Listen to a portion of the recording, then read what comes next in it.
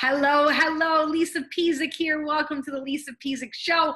And I am fresh back from a week away in Alberta, Canada. For any of you that have ever been there, it's mountains, it's hiking, it's absolutely gorgeous. Words can't even describe the freshness of the air, the cool breeze, the spectacular views.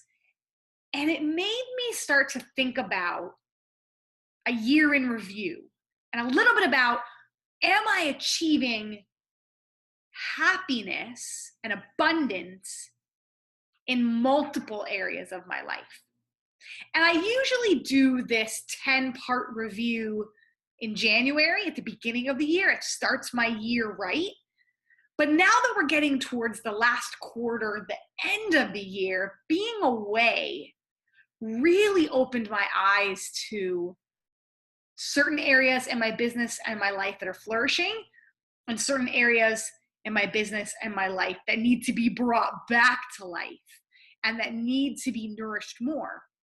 And many of you maybe have heard this term, the wealth wheel, or the wealth pyramid, or there's just so many different variations of looking at this holistic part of our life. And when we talk about wealth, it's not just income. Because if you're making $1 million, but you're the most miserable person in the world, that's not good. If you're making $1 million and your health is awful, you're nearing a heart attack, that's not good either. So doing a assessment of all of these areas of your life is where we start. Because you don't know what you can improve until you know the areas that need improvement. And so many of us are working in our business or doing the day-to-days, managing our household, keeping up with our family, going out with our friends, exercising. We're trying to juggle so many different balls that we're too busy in our life, living our life, than taking a step back and going, am I happy? How do I feel about this? Does this need to get better? Am I settling in this area? Is this area in my life failing and I'm too afraid to admit it? You can't get caught up in that day to day and never go, what is this for? Because I see so many business owners burnt out, or even just people in general, moms, all of us just burnt out. We're just in the rat race. We're in the hamster wheel. We're just running that we never stop to look. And it was a big reflection moment for me being out in Alberta. I took 4 days off of exercise. It was the first 4 days in all of 2018 that I let my body and my brain rest. I ate maple chips and maple fudge, and I drank maple beer, and I didn't have a bit of guilt about it, because today I got right back on track and I got right into my workout and my clean eating and the green tea and back to everything that I normally do.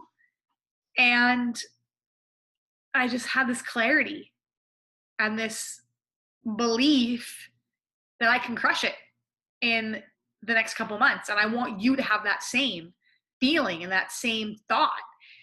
So what I've done is I've come up with these 10 areas that are critical to your happiness, that are critical to your abundance.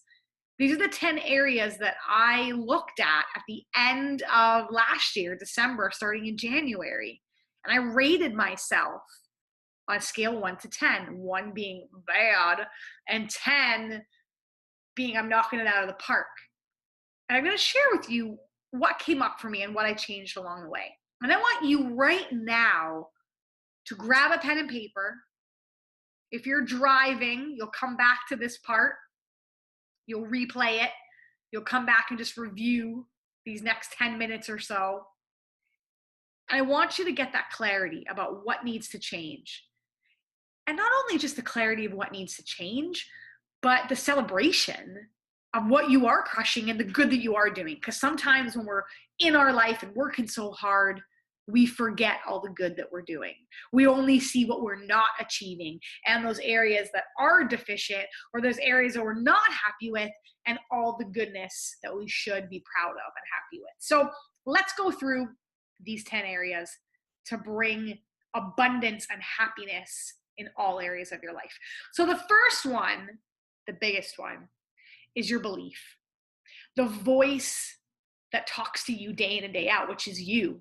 The way that you speak to yourself, whether you believe that you can achieve whatever the hell you put your mind to or not.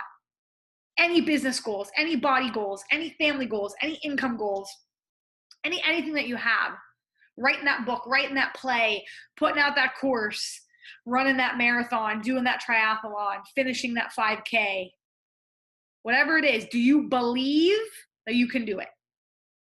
On a scale of 1 to 10, how nicely are you talking to yourself? How much, what's the right word am I trying to say? Not confidence, but belief. Yeah, the word's belief. How much belief do you have in yourself that you can do it? We're going to stay with that B and that belief. Number 2, your body. Have you been moving? Have you been eating well? Have you been drinking water? Have you been consistent with whatever it is that you're doing? Because I'm going to tell you, when you move your body, everything else falls into place. So what's that on a scale of 1 to 10? Number 3, your mindset and your work ethic. How productive have you been? How focused have you been on a scale of 1 to 10? Because you're walking around in distraction mode and procrastination mode and squirrel brain and scattered mode. And when you're all over the place, you accomplish nothing, right? Or maybe you're accomplishing a lot, but you're that accomplished burnout. You're accomplishing a lot, but you feel terrible, which isn't really success either. So where are you at with your mindset and your work ethic and your productivity? How focused and clear are you about who you are, what you're building, and what you're doing? Scale of 1 to 10. Number 4, family. Scale of 1 to 10. What are your relationships like in your family? This was everything for me this year. I was the accomplished burnout. I was doing a lot in my business. I was giving a lot to my clients. I was giving a lot to my coaches, and I didn't have a whole heck of a lot left for my family. I was on calls all day, which was great, but it drained my energy when my son wanted me to read him a story, when my husband wanted to have some quality time together after we got our little guy to bed. It was like I just wanted to crawl in bed and go to sleep at the end of the day because I was working so hard and I had nothing left for my family. And I knew that needed to change because, like I said in the beginning, it's like, what is this all for? If you're working so hard for freedom or income or travel or connection or presence, but along the way you don't have it, then you're not building it right. That's what I realized. I wasn't building it right.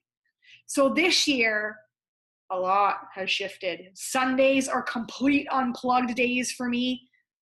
When we're on vacations, I'm completely unplugged. We've taken the most vacations to date this year. We were in 2 weeks in PEI. I just came back from 1 week in Alberta. And you know what? I stayed off social media. I didn't answer my emails. And today, now that I'm back, it's all there. It's all there. People, everyone is still there. The work is still there. The stuff is still there. And it's okay. The world didn't crumble like we think that it would. Nobody got upset. I had one person who's been trying to connect with me about a speaking engagement, and she wrote me a couple emails, and I saw it and I didn't respond because I was like, no, this is family time. And I got back today and I said, so sorry. I was away for a week, but I'm back at it now. Sorry for the delay, and started coordinating. And you know what she said when she wrote back? No problem, right? We create this thing in our brain that we have to act and we have to go and we have to do for our work and our boss and our employer and our business and our clients and whatever else our family member we're taking care of or whatever it is. Now, barring, I'm not saying let an emergency happen, you know what I'm saying. But we create all these false emergencies in our brain. So you got to know the difference between a true emergency and a false emergency. and it's all okay. So for me, family, that was a main focus for me this year. What's it for you? Scale of 1 to 10. Number 5 out of 10, your work and your contribution. Scale of 1 to 10, how happy are you? And maybe it's not as easy for you to change jobs, change careers, but can you start working towards that? Can you pick up a passion project, a network marketing business, your coaching business? Can you write a book? Can you change positions or companies if you need to? There's so much money to be made. There's so much opportunity now that's out there. It's not like, now I'm in my 30s, I'm 36, but it's not like our parents' age or our grandparents' age or their grandparents' age or our great ancestors that you were thankful to even have a job. You were happy to clock in, work hard, clock out, go home, that stability. You were thankful for that job because there weren't many of them. It's not like that now. If you've got an iPhone, you can be a business owner, right? You got an iPhone, the internet, you can be a business owner. It's so simple. Opportunity is everywhere. It's not going to come simple. There's hard work involved. But where I'm going with this is you don't have to stay stuck in your current work situation if you're not happy, right? So how about that? 1 to 10. How do you feel about your work and your contribution in the work that you're doing? Number 6, your money. Yes, and your income. Ooh, that was a big one for me last year. That was a priority and a focus for me, for our family, really, for my husband and I coaching together. But money doesn't make you happy, but it allows you to contribute bigger. It allows you to give bigger. It allows you to travel more. It allows you to enjoy those perks and those upgrades. And do we need all of that? No. But is it nice? Yes. There's nothing wrong with living a really comfortable, cushy life that you love. And that's so unique to you. And money helps you do that. I can't tell you how many people I know that are living paycheck to paycheck, stressed that the car doesn't break down or a family member doesn't get ill. You know, we talk about money like it's so bad. What's wrong with having that security blanket that you know if shit hits the fan, you're okay? And what's wrong with pampering yourself and enjoying the luxuries of life? All you get is one. That's it. You don't need it, but it sure as hell makes it a lot more fun sometimes. So how you doing with your money and your income? Do you need to play bigger? Do you need to make a change? Do you need to add a business? Do you need to start coaching? Do you need to do something? Do you need to put something out there? Scale of 1 to 10, are you happy with that? Number 7, your friends, your social circle. Ooh, this was a big one again last year for me. Growth friends, people that lift you up, people that push you, people that make you better, people that challenge you and sometimes say things to you that maybe you don't like, but they're coming from a place of love. People that want to do positive things, active things, social things, contribution things. Not friends who just want to spend all night at the bar. Not that there's anything wrong with that. But after a while, that gets old, right? After a while, you stop and think, what is my purpose in this life? And if you're constantly being influenced by people around you that are pulling you away from that purpose, then you got to change your circle. And again, people say, where do I find people? How do I make friends? Once again, a little thing called social media, internet. There's so many people out there. We have no need to say that we are lonely, that we don't have peers that we can find and circles that we can get into. It just takes a little bit of effort. There's business groups, there's hiking groups, there's moms groups, there's pet groups. Get a cause that you love and get involved in that. And go volunteer at your church, volunteer at the SPCA, volunteer somewhere, and you will make friends and you will get around the right kind of people. Number 8 on a scale of 1 to 10, adventure. That was the big one this year. Why we took so many trips, why I've started crafting and scrapbooking, and I'm currently writing a play, why I've just started to let my creative juices flow. because our brain craves adventure. And maybe you're like, Lisa, I am flat out broke. I cannot travel anywhere. I've got no money. Take a different route to work. Go for a different hike. Go for a bike ride somewhere. Go for a walk somewhere new. Try some new tea. I don't know, whatever it is, whatever your version of adventure. Go skydive if you can. Whatever, no, don't do that. But whatever your adventure is to you, new is to you, go do it. We had a dream. We always wanted to go east and west in Canada. PEI Alberta. We just went within the last month. Make it happen. We set the goal and we're like, you know what? We're going to work our booty off to pay for this. And we did. We worked really, really hard. Sam Smith is my favorite musical artist of all time. Worked my booty off, set the goal. I'm going to be front row. And we were. September 13th, we went front row tickets. Best experience of my life being front row. Cannot even describe to you. I've been to many, many, many, many, many concerts. Cannot even describe to you how incredible that was. Again, money doesn't make you happy, but it sure as hell can make some experiences pretty freaking awesome. But I had to set the clarity and the intention to be able to do that for that adventure. So how much adventure are you having in your life? Hobbies. Go back and start doing them. Number 9, love. Whether that's your spouse, boyfriend, girlfriend. How you feeling in the love department? Because you know what? That takes effort as well. Dating takes effort.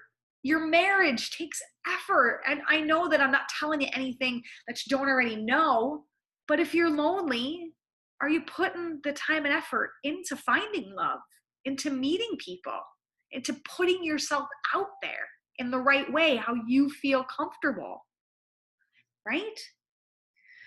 And then number 10, legacy. People think that legacy is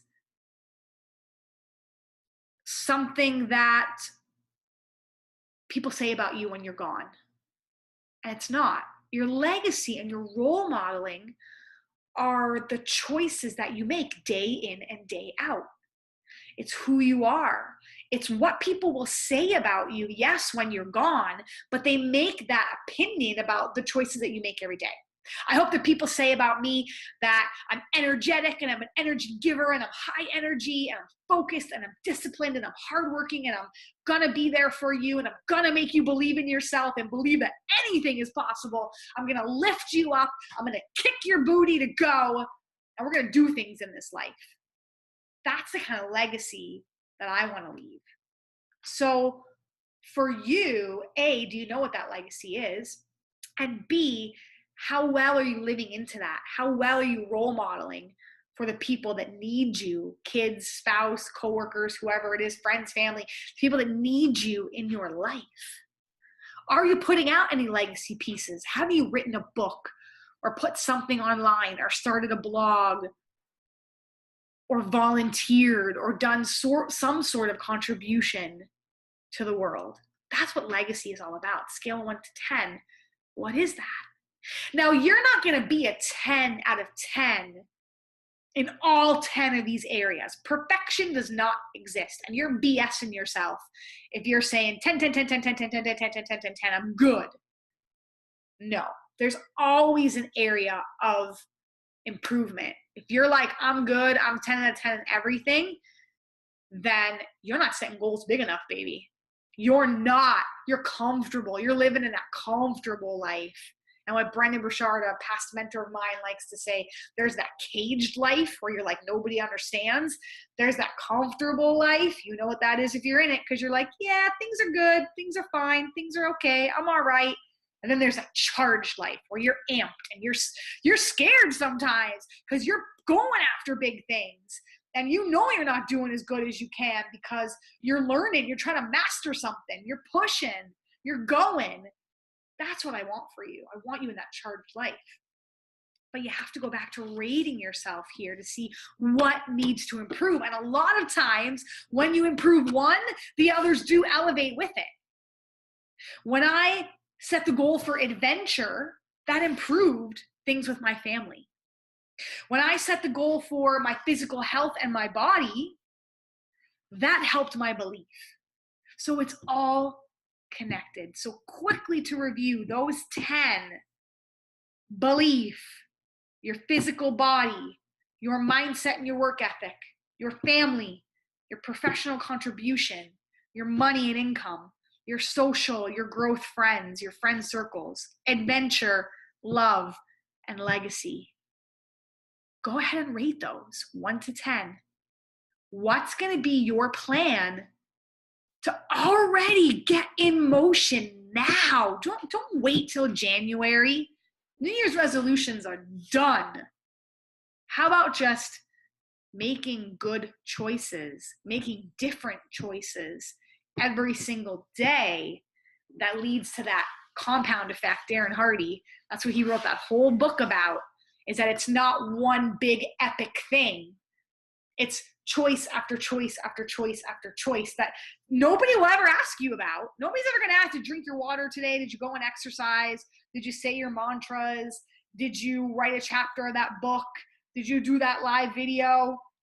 Did you kiss your husband goodbye before he left for work for the day? Did you give your kid a big hug? Did you not lose your temper with them? We all lose our temper. Trust me, we all do it, right? Mom's keeping it real. But do we look at the triggers around that? Do we look at what routines maybe need to change? Like, have a look at the habits and the choices and the things that you're doing day in and day out, because the only way your dreams and your goals aren't going to happen is if you stop putting the time and attention to it. You lose that belief in yourself because you stop taking action. So have a look here. What needs to change? Do this review and go and make a plan starting tomorrow. Do it now. That's what I'm saying to you, people. All right. If you need help with any of these 10, lisa@lisapezik.com. You shoot me an email, title it Wealth Wheel Results, and let's book in a call. All right? All right. I'll see you again next time.